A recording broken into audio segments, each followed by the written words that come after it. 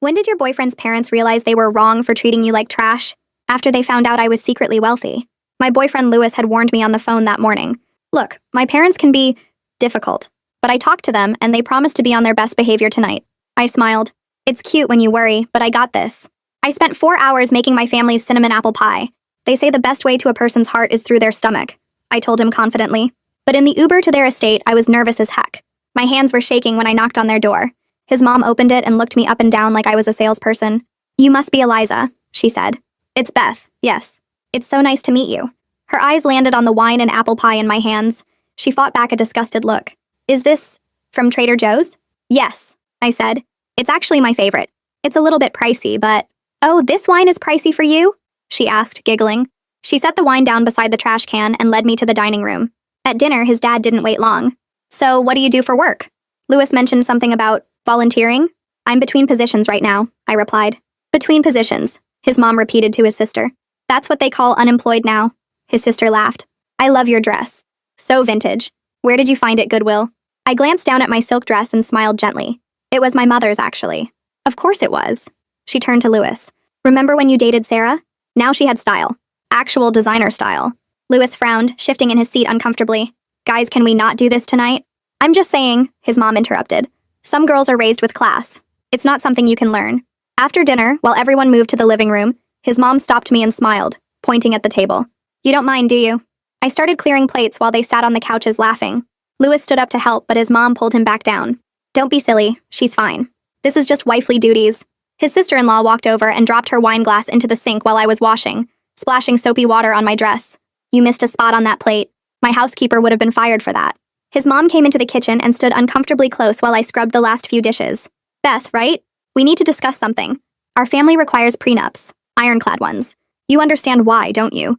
Some girls see our Lewis as a meal ticket, but not Sarah. She pulled out her phone and showed me a photo of Lewis with a stunning blonde at a formal suit and tie event. I never really understood why he ended things with her. I heard she's a federal prosecutor now, a girl with real ambition. Oh, but don't worry, it's lovely you're so great at cleaning. It might get you somewhere too, she added. That's when Lewis walked into the kitchen and snatched the phone from her hands, deleting the photo. Can you all just quit messing with Beth and give her a chance? His mom rolled her eyes. Can't you see we just don't like her? She doesn't fit with the family. The poor marry the poor, and the rich marry the rich. That's how it's always been and always will be. The entire family started yelling at each other, with Lewis calling them shallow and them calling me a waste of space and a gold digger. Then the doorbell rang, making everyone in the room freeze. A man in a $3,000 suit rushed in and pulled me to the side. Beth, I'm so sorry to interrupt, but the board is in an emergency session and won't proceed without you. The deal with the Tokyo company is on the line. He held up an iPad showing a video call with 20 people in a boardroom. I dried my hands. How much are they demanding? I took the iPad, scanning the contracts while Lewis's entire family watched in silence. That's $400 million over market. Tell Yamamoto 1. 9M or we walk. While I spoke to the board, Lewis's dad laughed. This is a prank, right? To make you look good in front of us. The man who had rushed in glared at the father and asked them to remain silent. 1 second, I told the board and looked at the family. This isn't a prank. I said I was between positions. I'm transitioning from CEO to chairman. My father's retiring. But you shop at Trader Joe's, his mom argued. I own shares for Trader Joe's, if that counts. Oh, and the wine you threw away? That was actually a $3,000 bottle from my family's vineyard in Italy. I just put a Trader Joe's sticker so you can enjoy the drink without worrying about the price. His sister grabbed her phone, frantically Googling. She covered her mouth and pointed at me with a shaky finger. Oh my God, you're that, Beth. I finished the call. Done. 9 billion approved. Thank you, I told the man before he left. Lewis stood still, completely shocked by the turn of events. I reached out and held his hand. You defended me all night thinking I had nothing and was no one important.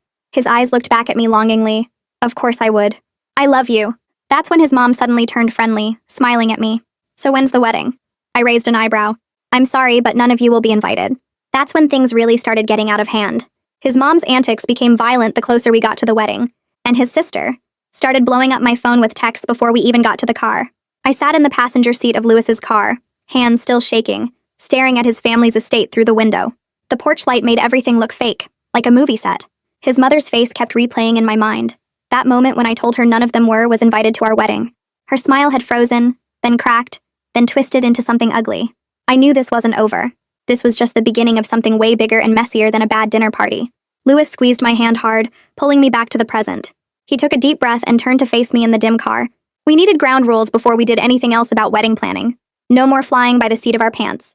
We talked for almost an hour in that car, our voices low and serious. We agreed his family needed to show real change through their actions, not just words. No fake apologies or promises they wouldn't keep.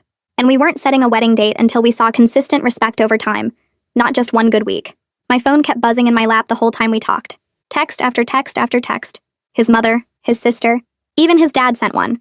I showed each message to Lewis without responding to any of them. Half the texts were apologies, half were demands. His mother kept insisting I was being dramatic and that family forgives. His sister wrote that I was tearing their family apart over nothing. I felt my jaw tighten reading them, but I didn't type back. This boundary needed to hold. The next morning, my father called me before my first meeting. I was in my home office, still in my pajamas, trying to prepare for the day. He'd already heard about the dinner somehow. Probably from someone on the board who knew someone who knew Lewis's family. He was worried the whole thing might leak to the business press. I felt my frustration building as he talked. He was managing me like a PR problem instead of checking if his daughter was okay after a terrible night. But I listened to his concerns about optics anyway, because that's what you do when you're about to become chairman.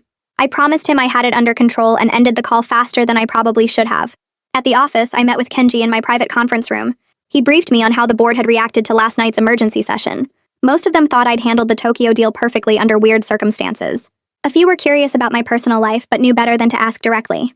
Kenji walked me through the next steps for closing the deal over the next 2 weeks. Sitting there talking about contracts and international business made me feel steady again. This was a space where my competence wasn't questioned. People treated me with professional respect here. Nobody cared what I wore or where I shopped or whether I was good enough. I scheduled an afternoon meeting with Haley to talk about media strategy. She came to my office with her laptop and a serious expression. We needed to prepare a statement just in case the dinner story leaked somehow. We spent an hour crafting something short and boring about private family matters. I made it super clear to her that I wanted complete privacy if possible, but I also wanted to be responsible and prepared. Better to have a statement ready than to scramble if some gossip site picked up the story. That evening, Lewis met his parents alone at a coffee shop across town. I stayed home, pacing around my condo, checking my phone every 5 minutes. He'd insisted on doing this without me there. He needed to set boundaries as their son, not as my defender. When he got back 2 hours later, he looked exhausted.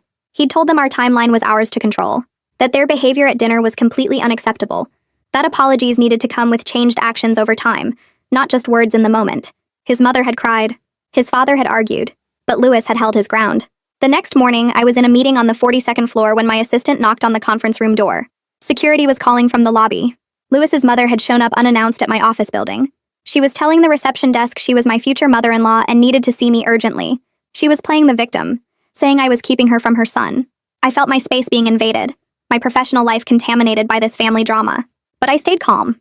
I called security directly and instructed them to ask her to leave the building. She wasn't on any visitor list. She had no appointment. She needed to go. They escorted her out within 10 minutes. I went back to my condo right after work and pulled up the security footage from the lobby on my laptop. I documented everything with timestamps. Screenshots of her at the reception desk, video of security walking her out. Then I opened my email and typed out a message to both of Lewis's parents. My hands shook as I wrote it, but I felt powerful too. The email was neutral and professional. I was establishing a 30-day no-contact boundary unless we were in a mediated setting with a therapist present. No calls, no texts, no visits, no contact through other people. I attached the security footage as documentation of why this boundary was necessary. I hit send before I could second-guess myself. 2 days later, I was scrolling through Instagram during my lunch break when Lewis's sister's story popped up. She'd posted a photo of herself with designer shopping bags, everything carefully arranged. The caption read something about people who buy their way into families they don't belong in. I could see the likes and comments piling up from their family friends. People I'd never met, all agreeing with her, all taking her side. I felt more annoyed than hurt, honestly. It was so petty and obvious. I showed Lewis the screenshot and we both just shook our heads. I wasn't going to take the bait. I wasn't going to respond or engage or give her the reaction she wanted. Some battles weren't worth fighting. The next morning, I scheduled a video call with Haley to talk about damage control. She pulled up her laptop and showed me the analytics from the social media posts. Lewis's sister's story had been screenshotted and shared in a few local gossip groups, but nothing had hit major news yet. Haley suggested we get ahead of it with a simple statement. We drafted something short that focused on my professional background and the charitable foundation work my family does. Nothing about Lewis or his family, nothing defensive or angry, just facts about my actual accomplishments. We agreed to hold off on any interviews for now. The goal was to keep the focus on my work, not on family drama or relationship gossip. After the call, I felt a bit more in control of the situation. At least we had a plan if things got worse. That afternoon, I met with Aldo at his law office downtown. He had his assistant bring us coffee while he pulled up the prenup documents on his computer. Aldo explained that he wanted to draft something that protected both Lewis and me equally. The usual financial stuff was standard, but he suggested adding specific clauses about boundaries. Things like requiring written consent before either of our families could access our home. Rules about third-party interference in major life decisions. Consequences if family members harassed either of us or our future kids. Seeing our values written out in legal language made everything feel more real and safer. I told Aldo to move forward with the draft. Having these protections in writing helped me believe we could actually build a life together without his family controlling everything. 5 days after we sent the boundary email to his parents, their attorney responded. Aldo forwarded me the email with a note that just said, "Brace yourself." I opened the attachment and started reading their proposed prenup. It was clearly designed to punish me. Every clause targeted my assets specifically. There were provisions that would give his family veto power over my business decisions if we had kids. Requirements that I give up my board position if we divorced. Limits on how much of my own money I could spend without his family's approval. I felt my jaw clench as I read through page after page of hostile legal language, but I wasn't surprised. This was exactly the kind of move I expected from them. I called Aldo and he told me not to engage with the emotion of it.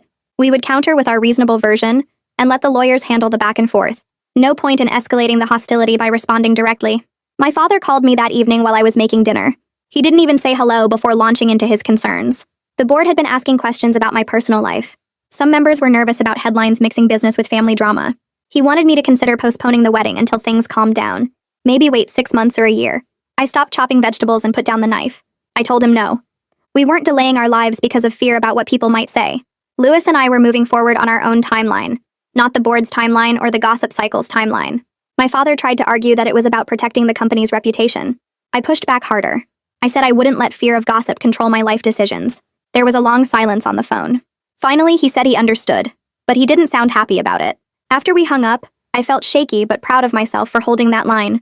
Lewis came over to my condo that night with takeout and his laptop. We sat on the floor of my living room and started making lists.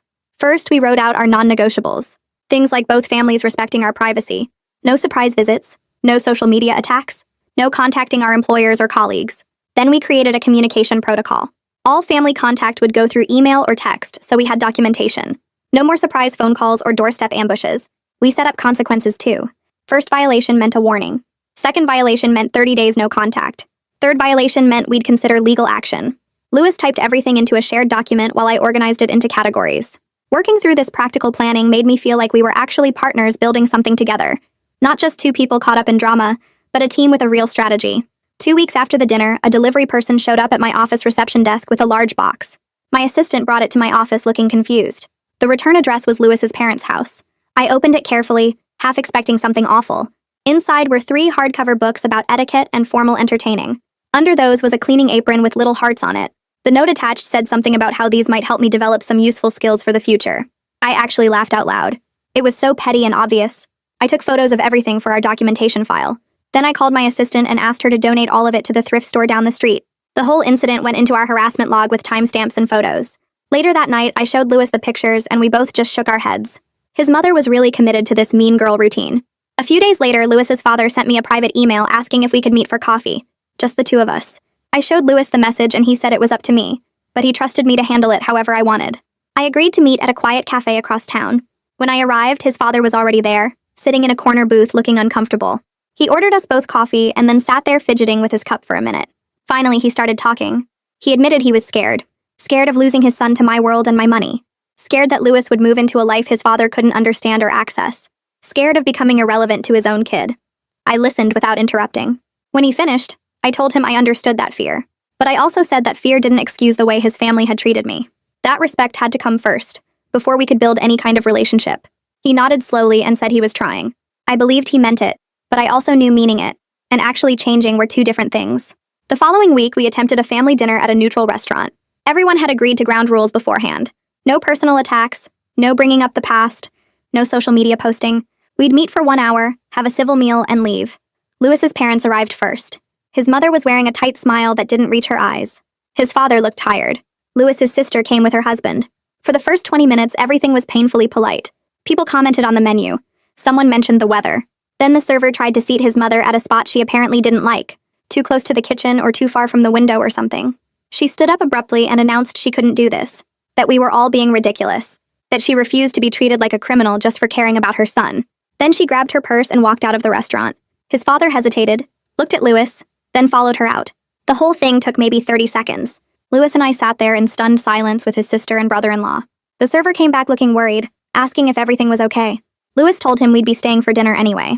After we ordered, his sister-in-law excused herself to go to the bathroom. I waited a few minutes, then followed her out. In the parking lot, she was standing by their car, looking at her phone. When she saw me, she put it away quickly. Then she did something I didn't expect. She apologized. She said she was sorry about dropping the wine glass on my dress that first night, that she'd been mean because Lewis's mother had threatened to cut her off financially if she was nice to me, that the whole family dynamic was toxic and she felt trapped in it. I stood there processing this information.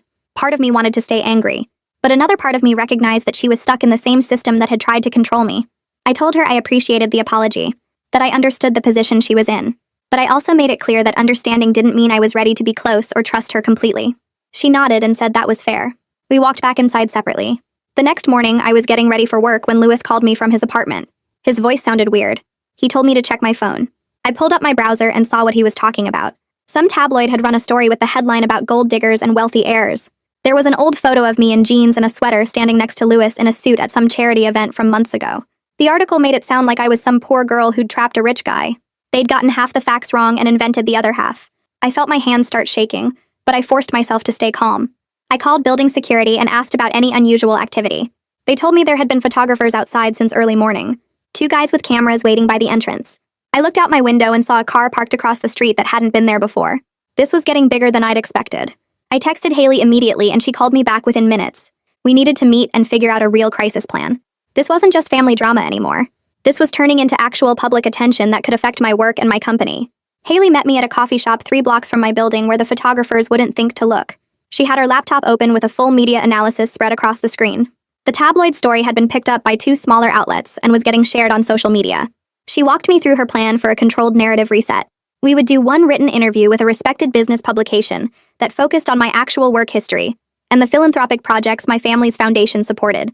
No photos of me and Lewis together. No personal details about our relationship. Just my professional track record and the work I actually cared about. I felt exposed agreeing to put myself out there like this. But Haley was right that staying silent would let other people fill in the story however they wanted. We spent 2 hours drafting talking points and reviewing the publication's reputation. The interview would happen over email, so I could control exactly what I said. By the time we finished, I felt slightly less powerless about the whole situation. The next morning, I had my regular board check-in meeting scheduled. I walked into the conference room and immediately felt the tension. Our stock had dropped 2% overnight. Nothing major, but enough that the board wanted to discuss it. Kenji stood up and pulled up a presentation showing the press coverage and its limited impact on our actual business operations. He'd already spoken with our Tokyo counterparties who told him they didn't care about American tabloid drama. They were focused on our quarterly projections and the deal we'd just closed. Kenji walked through the numbers showing our fundamentals were completely solid. By the end of his presentation, the other board members looked visibly relieved. One of them even joked that maybe the press attention would help our name recognition. I felt grateful for Kenji's steady presence and the way he'd handled this without me even asking. That afternoon, we had our company all-hands meeting.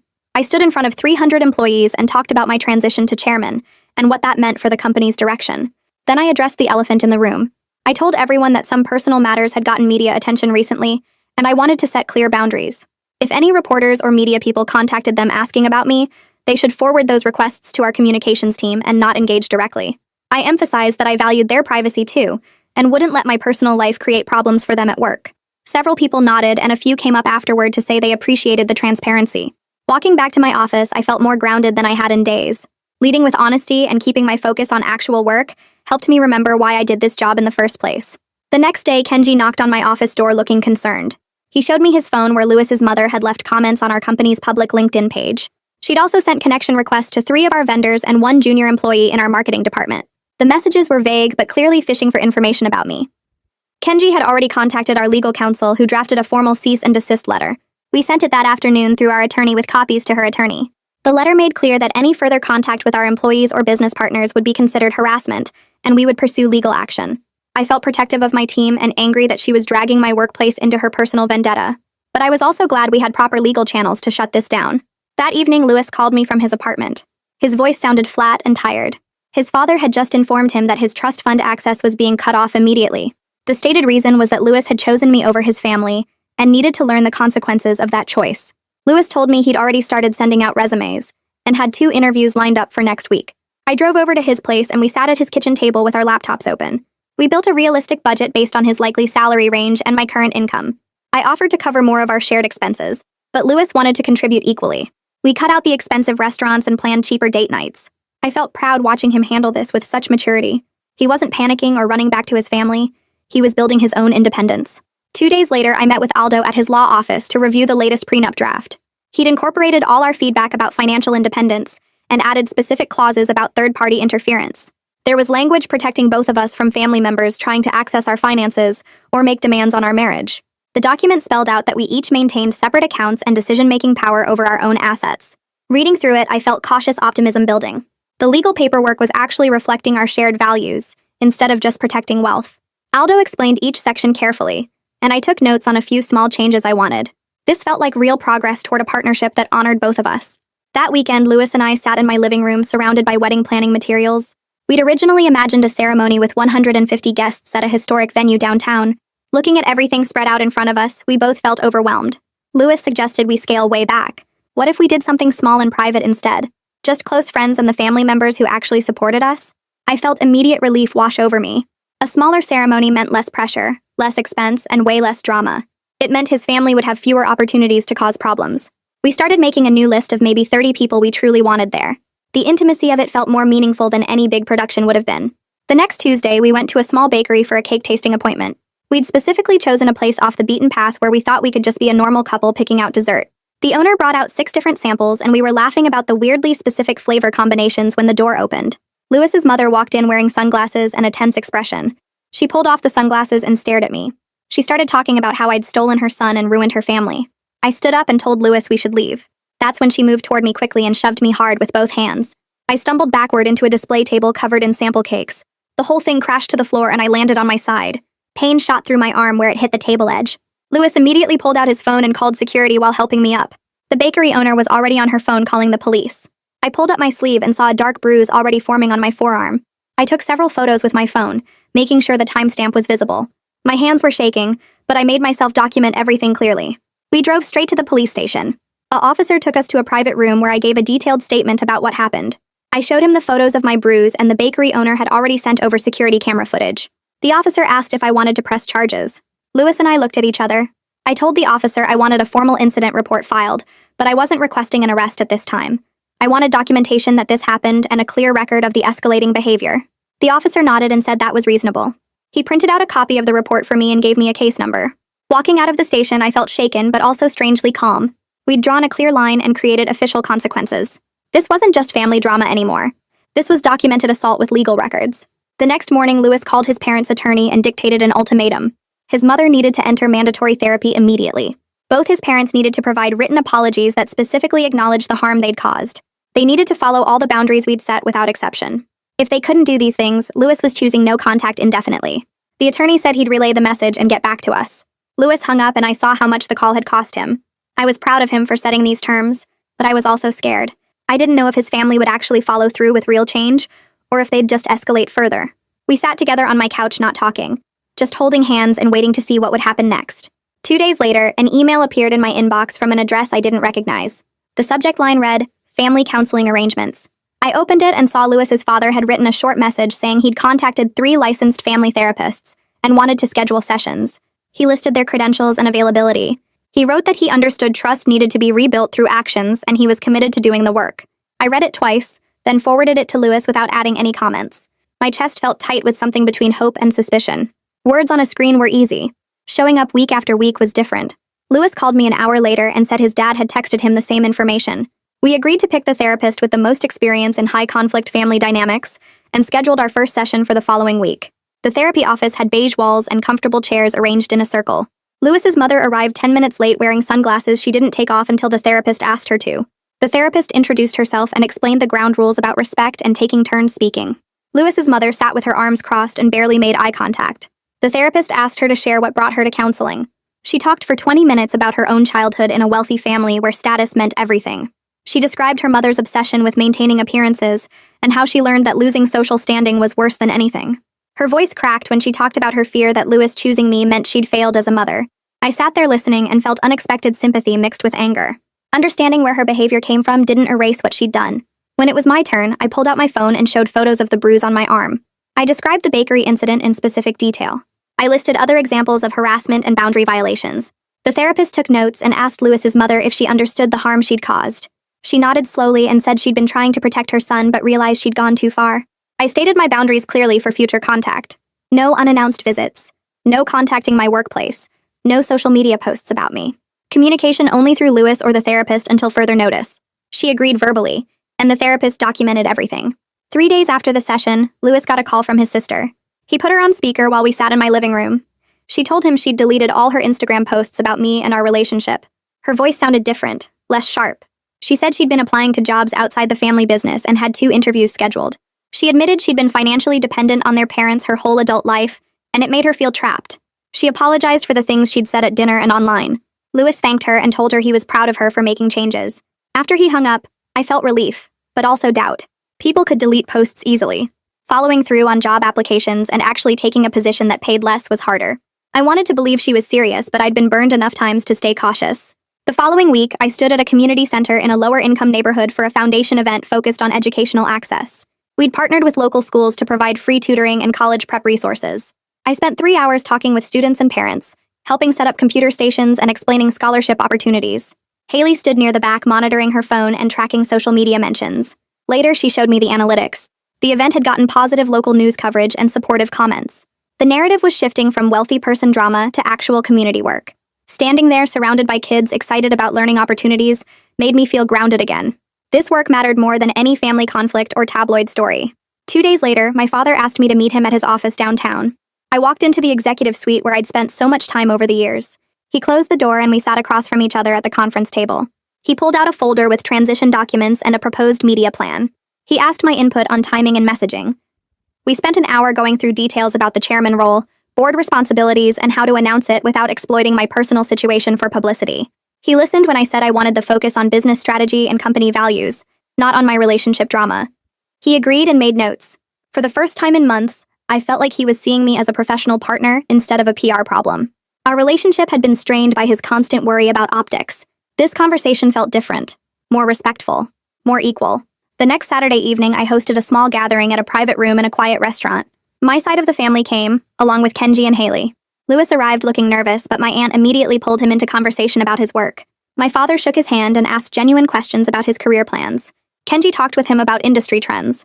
Haley told funny stories from past PR disasters she'd managed. The whole evening felt calm and supportive. No one interrogated Lewis or made snide comments. My cousin showed us photos from her recent trip. My uncle talked about his new boat. Normal family conversation without drama or tension. I watched Lewis relax and laugh at my aunt's jokes. He fit naturally into my world when people treated him with basic respect. Walking out that night, I felt like I could finally breathe a little. At 11:30 that same night, my phone buzzed with a voicemail notification. I almost didn't listen, but something made me check. Lewis's mother's voice came through angry and slurred. She said the therapy was ridiculous and that I was poisoning her son against his family. She called me manipulative and accused me of using money to control Lewis. The message went on for 2 minutes with escalating accusations. I saved it and sent a copy to the therapist. Lewis and I had already agreed on our boundary. No contact outside of therapy until she completed her initial sessions and showed consistent change. I felt tempted to call her back or send a detailed response defending myself. Instead, I turned off my phone and went to bed. Reacting emotionally would only feed the conflict. The following week, Aldo called and asked Lewis and me to come to his office. He had the final prenup documents printed and ready for signatures. We sat together reading through each section. The agreement protected both of us financially and included specific clauses about boundaries against family interference in our marriage. It stated that neither family could make financial claims against us or use money to manipulate our relationship. Lewis picked up the pen and signed without any hesitation or questions. He didn't ask for changes or try to negotiate softer terms. Watching him commit to our partnership on paper made something settle in my chest. The anxiety I'd been carrying for weeks eased slightly. We had legal protection now, clear boundaries documented and enforceable. That evening at my apartment, Lewis and I sat at the kitchen table with notebooks and started the difficult conversation about his family and the wedding. I wanted our ceremony to be peaceful and focused on us, but completely excluding his family felt harsh if they were genuinely trying to change. We went back and forth for an hour. Lewis said his father had been consistent with therapy and making real effort. His mother was more complicated. I pulled out a legal pad and started writing conditions. They would need to complete a minimum number of therapy sessions.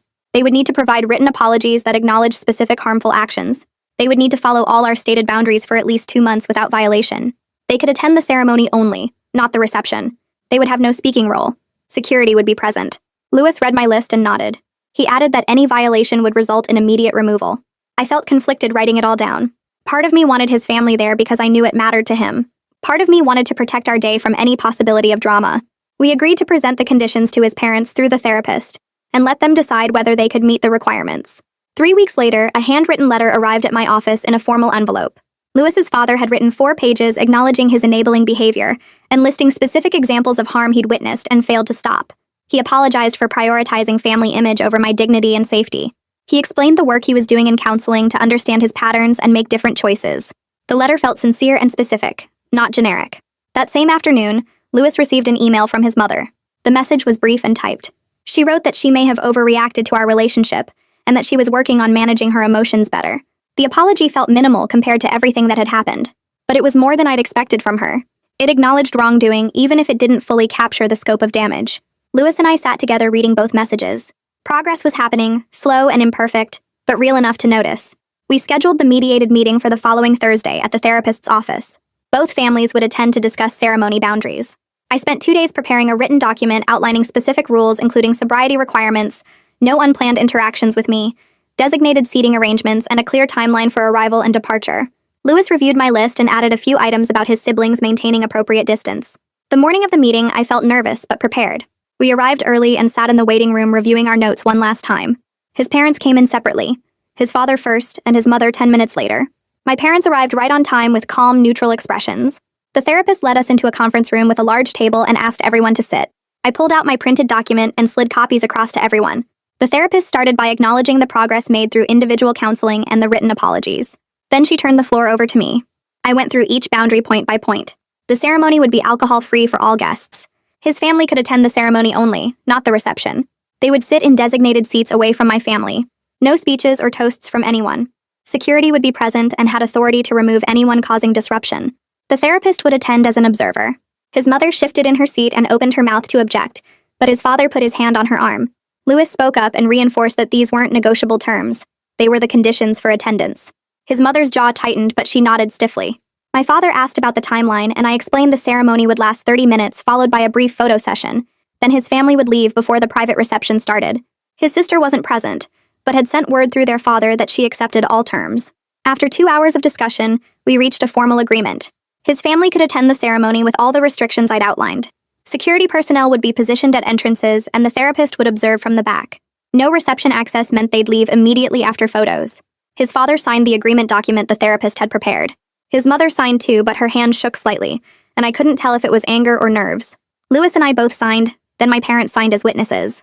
The therapist made copies for everyone and scheduled a follow-up session for 2 days before the wedding. Walking out to the parking lot, I felt cautious relief. The contingency plans helped me accept their limited presence. Having everything documented and enforceable made the risk feel manageable. Lewis squeezed my hand and told me he was proud of how I handled the meeting. I just wanted it to be over and done with. Wedding week arrived faster than I expected. Haley worked quietly behind the scenes fielding media inquiries and keeping our venue location completely private.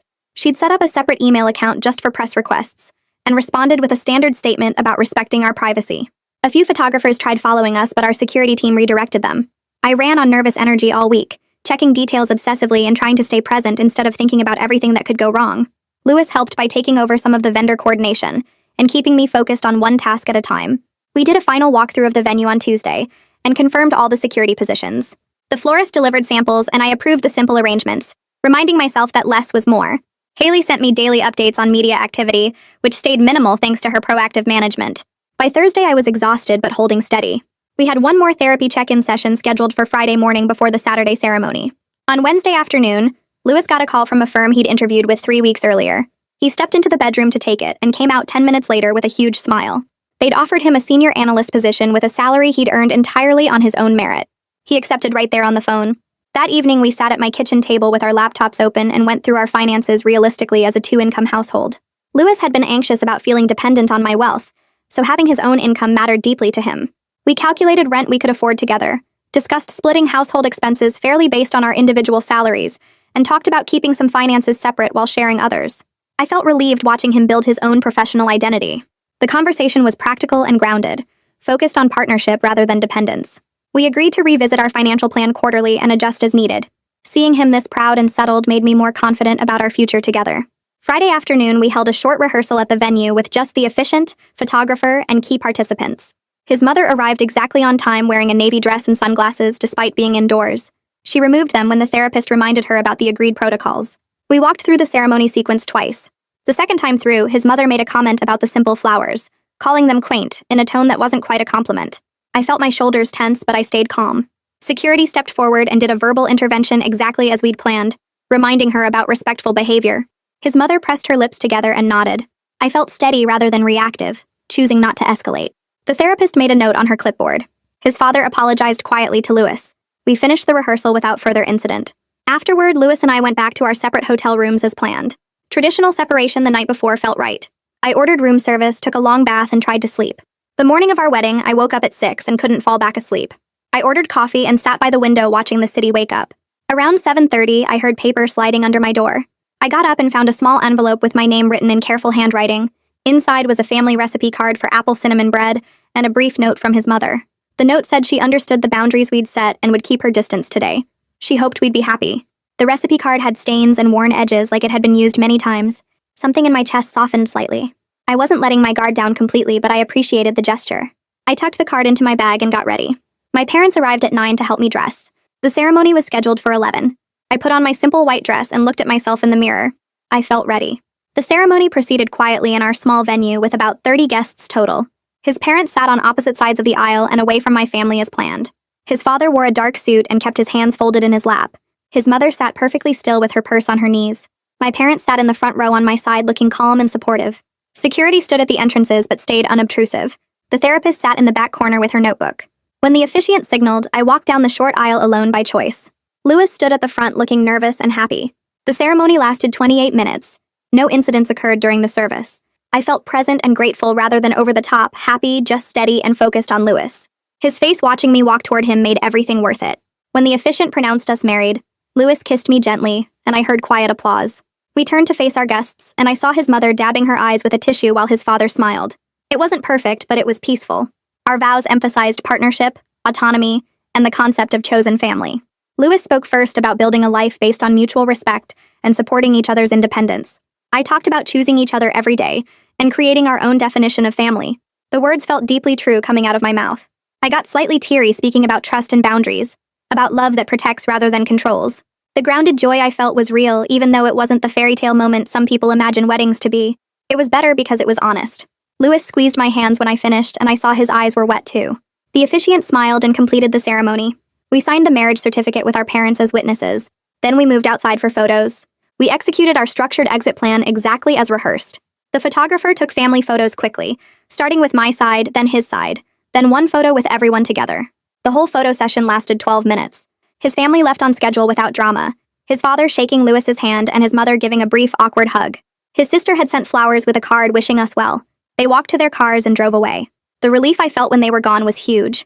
My shoulders dropped and I could breathe fully for the first time all day.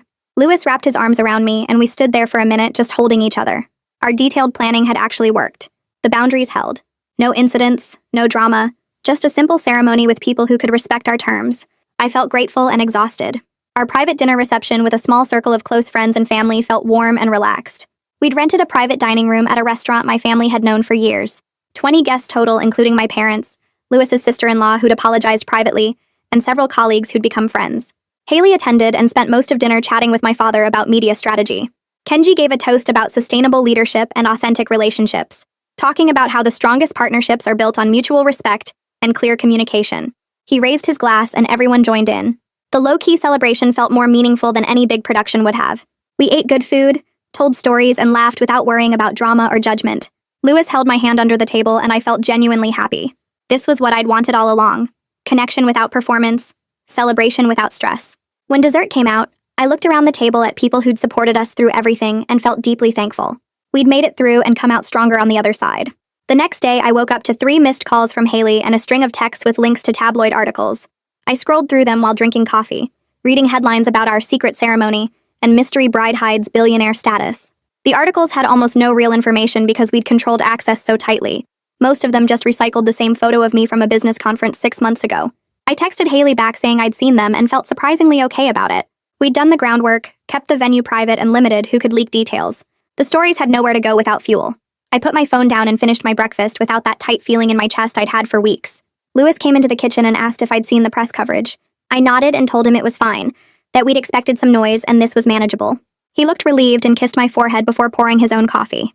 We didn't spend the morning calling lawyers or crafting statements. We just let it exist as background noise that would fade on its own. 3 days later, Lewis drove to his therapist's office to meet his mother for their scheduled post-wedding check-in. I stayed home because the session was specifically for them to process the wedding and discuss next steps. He texted me an hour later saying it went better than expected. His mother had agreed to continue her anger management sessions for another 6 months and signed up for a sobriety support program her therapist recommended.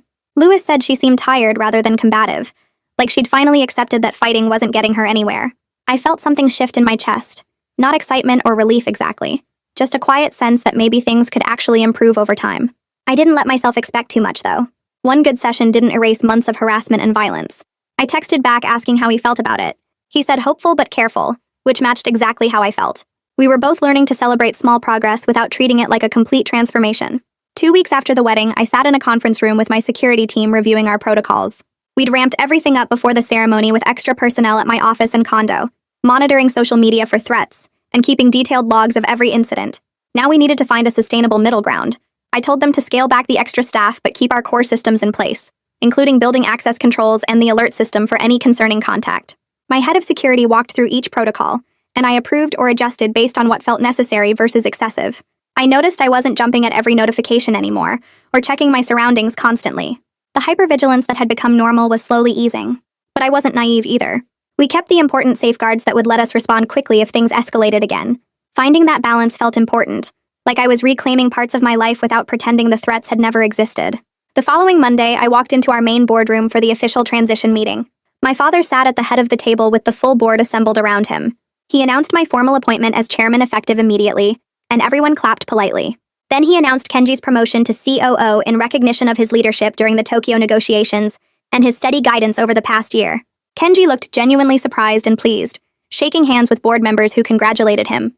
The meeting continued with final reports on the Tokyo deal, which had closed the previous Friday with terms even better than we'd projected.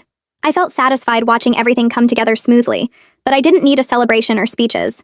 This was just work getting done well by competent people. After the meeting ended, I shook Kenji's hand and told him the promotion was earned. He thanked me and said he looked forward to our continued partnership. My father pulled me aside briefly and said he was proud of how I'd handled everything, both the business transitions and the personal challenges. I appreciated hearing it even though I didn't need his validation anymore. That evening, Lewis and I sat on our couch with notebooks and laptops doing what we called our post-wedding debrief. We'd survived months of family drama, a complicated wedding, and major life transitions. Now we needed to set up systems to maintain what we'd built. We created a shared document outlining monthly boundary check-ins where we'd review any family interactions and make sure neither of us felt pressured or uncomfortable. We agreed that if either of us felt like we needed professional support, we'd schedule a therapy tune-up session without judgment or delay. Lewis added notes about his new job and how we'd handle finances going forward. I added reminders about keeping our relationship separate from family obligations. The whole conversation felt practical and grounded rather than romantic, but that's exactly what made it valuable. We were building maintenance systems for our partnership, treating it like something that required ongoing attention, rather than assuming love would fix everything automatically. When we finished, I felt connected to him in a deeper way, like we were genuinely on the same team working toward the same goals. A week later, I received a formal invitation in the mail to a charity gala. The return address showed it was from Lewis's sister and sister-in-law, who were co-chairing an event for an education nonprofit. A handwritten note inside outlined very specific ground rules, including limited interaction time, no discussion of family drama, and the option for me to leave early without explanation. I appreciated the clarity and the effort they'd made to establish boundaries up front. I texted Lewis's sister saying I'd attend and thanked her for the clear communication. The evening of the event, I wore a simple black dress and arrived alone since Lewis had a work commitment. His sister greeted me near the entrance and introduced me to several other board members. The conversation stayed light and professional, focusing on the nonprofit's programs and fundraising goals. His sister-in-law joined us later and we talked briefly about the silent auction items. Nobody mentioned the wedding or family tension. When I left after 90 minutes, I felt cautiously warm toward both of them, like maybe we could build something cordial over time. I wasn't expecting close relationships, but polite distance with occasional positive interactions felt achievable. The next morning, I ordered a small apple pie from my family's bakery and had it delivered to Lewis's parents with a handwritten note. I kept the message brief, reiterating our boundaries about respectful communication and expressing hope that we could continue making progress together. I didn't expect a phone call or emotional response. His mother texted back 3 hours later with a simple thank you and a comment that the pie was good. That was it. No drama, no demands, No passive-aggressive additions. I sat looking at the neutral message and felt something settle in my chest. This was good enough. Not perfect, not warm, but respectful and appropriate. I'd spent so long wanting his family to love me or at least accept me fully. Now I could see that peaceful coexistence with clear boundaries was actually a better outcome than forced closeness built on pretense. I texted back a brief acknowledgement and put my phone away, feeling genuinely okay with where things stood. That Friday, Lewis and I had dinner at home, just the two of us with takeout from our favorite Thai place. Over pad Thai and spring rolls, he told me about a conversation he'd had with his father earlier that week. They'd met for coffee, and his father had apologized specifically for enabling his mother's behavior and for not standing up for me sooner. Lewis said his father admitted he'd been scared of conflict and had chosen the easy path of going along rather than doing what was right. Hearing Lewis describe the conversation, I watched his face and noticed how much lighter he looked. The tension he'd carried for months, that constant stress of being caught between his family and me, had visibly lifted. He wasn't defending anyone or making excuses anymore. He was just telling me about two adults having an honest conversation about respect and independence. I reached across the table and squeezed his hand, telling him I was glad they'd talked. Our partnership felt stronger for having gone through everything together. We'd set boundaries, held them even when it was hard, and come out the other side as a team that actually worked. 2 weeks later, I flew to a women's leadership conference where I'd agreed to speak on a panel about authentic success. The moderator asked questions about building a career while maintaining personal values and setting boundaries in professional and personal life. I talked honestly about the past few months, sharing how I'd learned that protecting your peace sometimes means disappointing people who want you to stay small. I mentioned setting boundaries with family members and the importance of building systems that sustain you rather than drain you. Several women in the audience nodded along and a few were taking notes. After the panel ended, 3 attendees approached me separately to say thank you for being real about the challenges. One woman said she'd been struggling with her in-laws and felt validated hearing that even successful people deal with difficult family dynamics. Sharing my experience in this context felt empowering in a way that was different from just surviving it privately. I was turning something hard into something potentially useful for other people, which gave the whole experience additional meaning. The following Tuesday, Lewis's father sent an email to both of us. He wrote that he'd like to invite us to a family dinner in 3 months, acknowledging that they needed to earn back our trust gradually through consistent, respectful behavior. He suggested a restaurant rather than their home, and said we could set whatever conditions made us comfortable. Lewis and I read the email together that evening and discussed whether to accept. We decided yes, but with clear ground rules including no alcohol, a 2-hour time limit, and the understanding that we'd leave immediately if anyone became hostile or disrespectful. I drafted a response outlining our conditions, and Lewis approved it before I sent it. His father replied quickly, agreeing to everything. I felt like we were building something sustainable rather than pretending the problems had never happened. This wasn't about forgiveness or going back to how things were. It was about creating a new normal where everyone understood the boundaries and chose to respect them. That felt honest and achievable in a way that forced reconciliation never would have. The next week, I scheduled a meeting with Kenji to pitch an idea that had been forming in my head for months. We sat in the small conference room by my office, and I laid out my proposal for a company-wide program focused on workplace respect and handling discrimination complaints. Kenji listened carefully while I explained how the initiative would include mandatory training, clear reporting channels, and real consequences for violations. He nodded along and suggested we pilot it in 3 departments first, before rolling it out everywhere. We spent 2 hours mapping out the timeline and budget, and by the end of the meeting I felt energized in a way I hadn't expected. Turning everything I'd been through into something that could actually help other people gave the whole experience new meaning beyond just surviving it. The following Friday marked our 1-month anniversary, and Lewis surprised me with a weekend trip to a small mountain town 3 hours away. We checked into a tiny bed and breakfast where the owner had no idea who I was and didn't care. Saturday morning, we hiked up a trail through pine trees and stopped at a lookout point where you could see the whole valley below. Lewis held my hand, and we talked about where we wanted to be in 5 years, what kind of life we wanted to build together. I felt genuinely happy sitting there on those rocks, peaceful in a way I wasn't sure would be possible during the worst of the family conflict. That evening, we ate dinner at a local diner, and nobody stared or whispered, just treated us like any other couple passing through.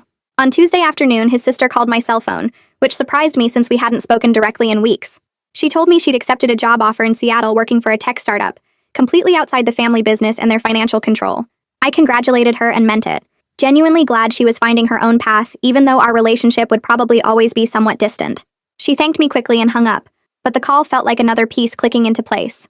That evening, Lewis and I sat on our condo balcony with glasses of wine watching the city lights flicker on below us. I thought about how far we'd come from that awful dinner where his family treated me like I wasn't good enough, how we'd gotten married despite everything, how we were both working in jobs we'd earned on our own merit. We had boundaries that mostly held. His parents were doing the work in therapy. His sister was building independence. Nobody involved was perfect, but everyone was in a genuinely better place than that night, and sitting there next to Lewis in the quiet evening air, that felt like real success.